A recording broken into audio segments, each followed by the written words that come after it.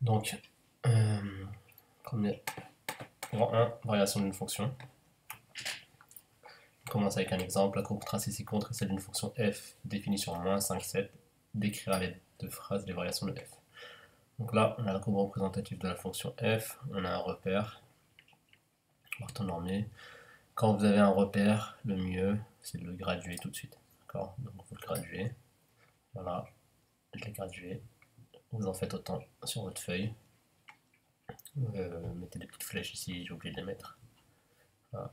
Les abscisses, vous pouvez mettre x ici et y là. Donc, le premier exemple, il faut donner les variations à l'aide de phrases. Donc quand on regarde la courbe, on voit ici que sur l'intervalle de -5 jusqu'à -4, la courbe là, elle descend. Donc si la courbe elle descend, on dit que la fonction f elle est décroissante sur l'intervalle -5, -4. Les valeurs de x, -5, -4. Donc sur l'intervalle -5, -4, la fonction f est décroissante. Ensuite, on voit que la courbe elle monte ici, ensuite. Elle monte de quelle valeur de x à quelle valeur de x? De -4 jusqu'à là. Donc de x qui vaut -4 jusqu'à x qui vaut 1, la courbe elle monte. Donc on dit correctement sur l'intervalle -4, 1, la fonction f est croissante. Sur l'intervalle -4, 1, la fonction f est croissante.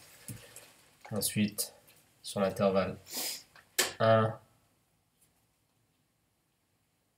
5, c'est les valeurs de x qui nous intéressent. Sur l'intervalle 1, 5, la fonction f est décroissante.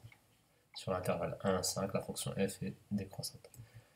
Ensuite, la dernière, on voit que sur l'intervalle 5, 7, donc sur l'intervalle 5, 7, la fonction f elle est croissante.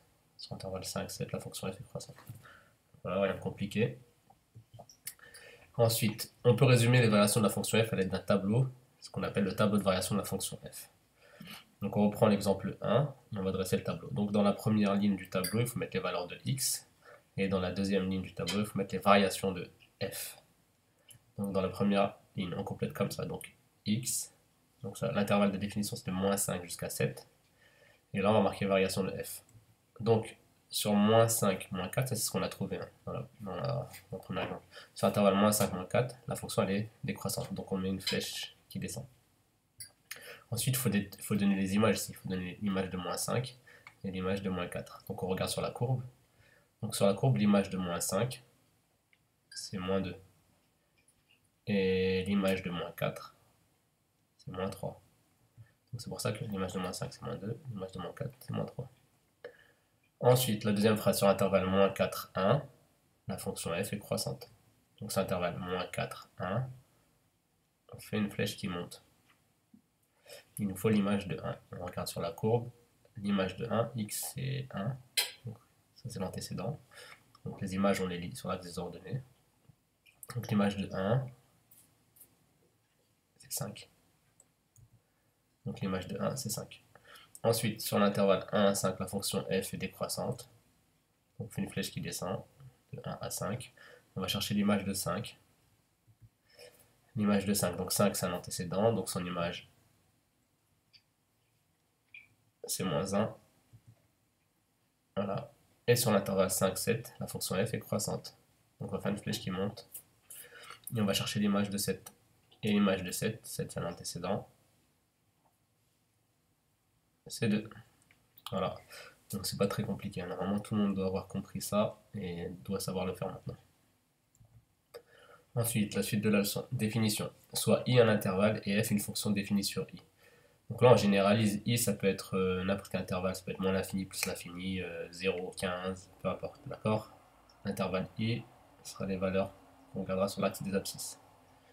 Et f une fonction définie sur i. Donc on a deux cas. On a un premier cas où la fonction f elle sera strictement croissante sur i, et le deuxième cas où la fonction f elle sera strictement décroissante. Donc on va faire une petite représentation. Donc vous allez prendre votre crayon à papier et faire une courbe qui est croissante, peu importe. Voilà.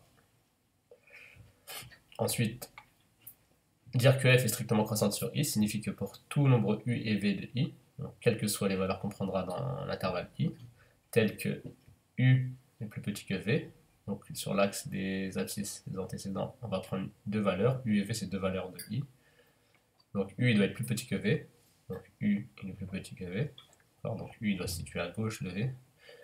On va regarder les images, l'image de u, celui-là, c'est f de u, parce que la fonction elle s'appelle f. D'accord? Ça c'est un nombre, je vous rappelle que ça c'est un nombre. Ça c'est un nombre, et ça c'est un nombre. Donc l'image de u, c'est f de u. D'accord? Et l'image de v, c'est f de v. D'accord?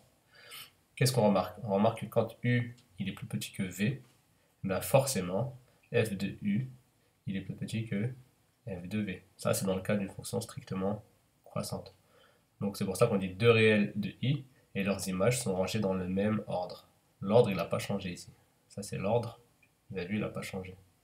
Quand u est plus petit que v, f de u est plus petit que f de v, dans le cas d'une fonction strictement croissante. Maintenant on va passer au deuxième cas, lorsque la fonction f elle est strictement décroissante. Donc vous prenez votre crayon à papier, vous faites une courbe qui est strictement décroissante, et on va faire la même chose. On va choisir deux valeurs de l'intervalle i, qui s'appellent u et v, tel que u est plus petit que v. Voilà, u doit être plus petit que v. Ensuite, on va déterminer l'image de u. L'image de u, c'est f de u, et l'image de v, c'est f de v. Et qu'est-ce qu'on remarque ici?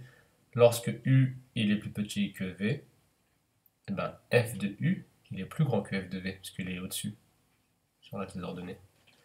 Donc, dans le cas d'une fonction qui est strictement décroissante, deux réels i et leurs images sont rangées dans des ordres contraires. Regardez, l'ordre il a changé, on est passé de plus petit à plus grand. D'accord? Ça c'est dans le cas d'une fonction strictement décroissante. On fera des exercices et vous verrez si vous me direz si vous avez compris ou pas. Et le dernier, dire que f est constante sur i signifie que pour tout nombre u et v de i, on a f de u égale à f de v. Parce que si on devait faire une représentation graphique, on aurait une droite qui est horizontale. Et les images de u et v, elles seraient toujours égales, quelles que soient les valeurs de u et v de i. Ensuite, remarque, c'est dans la première définition, ici, on remplace f de u strictement plus petit que f de v, donc quand il n'y a pas de égal, on dit strictement, c'est-à-dire qu'ils ne peuvent pas être égales. Forcément, f de u il est forcément plus petit que f de v. Et si on remplace par f de u inférieur ou égal à f de v, on dit que f est croissante sur i. D'accord? Donc quand on peut avoir des égalités pour certaines valeurs, on dira croissante. Et strictement croissante, c'est-à-dire que les images ne peuvent pas être égales. Forcément, f de v sera plus grand que f de u. D'accord? Donc quand on aura strictement croissante, c'est qu'on a strictement inférieur. Et quand on a inférieur ou égal, on pourra dire croissante. Ou inversement, supérieur ou égal. Ça marche aussi dans ce cas-là. Ensuite, l'exemple 3, soit une fonction strictement croissante sur moins 4, moins 1 et strictement décroissante sur moins 1, 9. Comparer lorsque cela est possible, il faut comparer ces nombres-là. Comparer, ça veut dire qui est plus petit, ce qui est plus grand, ou alors si c'est égal. Donc pour ça, on va faire un tableau de variation des données d'énoncé. Donc on sait que x, il peut être compris entre moins 4 et moins 1, entre moins 4 et moins 9, et 9 plutôt, entre moins 4 et 9. On sait qu'entre moins 4 et moins 1, la fonction g, elle est croissante. Entre moins 4 et moins 1, c'est croissante, donc on aura une flèche qui va monter ici. Et entre moins 1 et 9, la fonction g, elle est strictement décroissante, donc ça descend. D'accord? On obtient ça. Variation de g, croissante, décroissante. Ensuite, on n'a aucune autre information, c'est-à-dire que là, on n'a pas les valeurs. On n'a pas les images. D'accord? Peu importe. Donc il va falloir dire est-ce qu'on pourra comparer ou pas, parce que cela est possible. Donc je vais faire le premier, je vais vous laisser faire les deux autres pour demain. Pour demain, c'est-à-dire que... pas pour demain, nous sommes mardi, donc je le ferai pour mercredi. Donc, comment on va faire? Moins 2,8, pas g de moins 2,8, moins 2,8, c'est une valeur de x, c'est un antécédent. Et moins 2,9, c'est aussi un antécédent. Donc on va les placer ici. Donc quand on les place, moins 2,9 est plus petit que moins 2,8. Et on va regarder les images, où elles se situent sur la courbe. Je vous rappelle que ça, c'est une sorte de représentation de la courbe.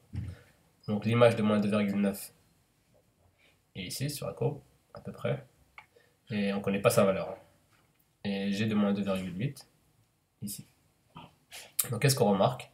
C'est que si on regarde sur la courbe, bah, g de moins 2,8 il est plus grand que g de moins 2,9. Ou g de moins 2,9 il est plus petit que g de moins 2,8. Ça fait la même chose. Donc qu'est-ce qu'on peut dire? C'est que g de moins 2,9 il est strictement plus petit que g de moins 2,8. Voilà. En effet, d'après ce qu'on a vu juste avant, si moins 2,9 il est strictement plus petit que moins 2,8 et que la fonction g elle est strictement croissante sur moins 4 moins 1, on est dans le cas d'une fonction croissante, bah forcément les antécédents et leurs images ils sont rangés dans le même ordre, donc ça ne doit pas changer. C'est pour ça qu'on obtient ça, ça ne change pas, parce qu'on est dans le cas d'une fonction strictement croissante. Si ça avait été strictement décroissante, l'ordre il aurait changé. Et de toute manière, vous le voyez aussi dans le tableau. Voilà, j'espère que vous avez compris. Donc je vous laisse faire le B et le C pour demain. Voilà.